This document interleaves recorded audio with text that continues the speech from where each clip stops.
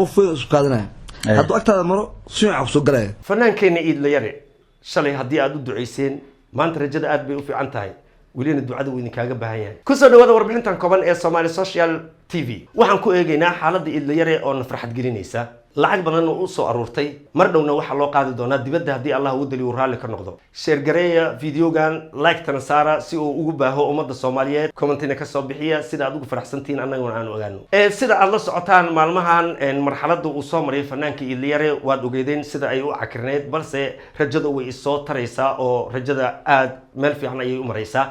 maadaama Iid Layare uu rajadiisa ay fiican tahay dadkii garab istaagana waan uga mahadcelinaynaa ilaa haddana wuxuu u baahan yahay garab istaag midda lamid ah mar dhowna waxa loo qaadi doonaa dalka dibadiisa maadaama la sheegay in gudaha wax looga qaban karin Iid Layare sida aad ogtiin waa fanaan waliba haysta caruur hooyo la'aan ah Iid Layare waxa uu u baahan yahay garab istaag iyo walaaltinimo iyo qalbi nadiif ah iyo ducada uu soo duceysan maadaama ducadiina ay waxtar noqotay insha Allah ta'ala bi idnillahi al-karim ducada waad sii wadaysaan annaguna insha Allah ta'ala waan garab taaganahay waxaan idin ka codsanayaa Iid Layare wuxuu u baahan yahay wili walaaltinimo iyo kalgacayl in la tusiyo maadaama uu Iid Layare xanuunsanay muddooyinkii la soo dhaafay sidaad ogtihiin Iid Layare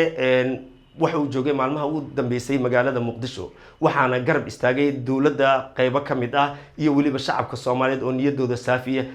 walina ah muxsiniin maalmihii ugu dambeeyay Iid Layare dad ayaa waxay soo istaageen media ayagoo waliba aflagaadeynaya sheegayna in uu masoomay yahay balse qofka bini aadanka waxa la rabaa intuusan wax sheegin ama media uu soo fariisanin inuu wax hubsado Iid Layare asigoo sokor qaba ayuu haddana maskaxda ay ugu taalay buro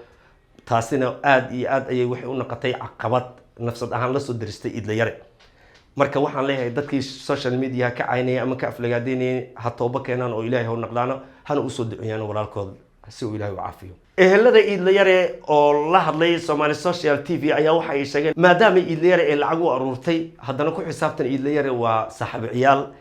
inaad gacantaada ka reebato loo baahno wixii aad awood u soo dir Iid Layare insha Allah ta'ala qaarkiin haddaysan Iid Layare aqoonin inuu yahay nin farxadeed iyo inuu yahay nin xirxiran bal muuqaalka ila daawo وفي سكادنا هذا أكتر مرة شو عقصو قلاه وحنا وقف كاسو كل واحد دينكي أو لو قلت قلنا فورين واحد جري ميا مرك واحد جروا ها أنا شو كان جري جديد دين كسر لي صار وقف فريست وقف الاستهبال ما نستعود بسنا سكاتي واحد كم يسنته دين كمرك هوش إيقار كلو بدن إيقار كلو بدن أنت أدانك شيء أو السؤال كعيبه ولكن حواي ولا بدن دين كه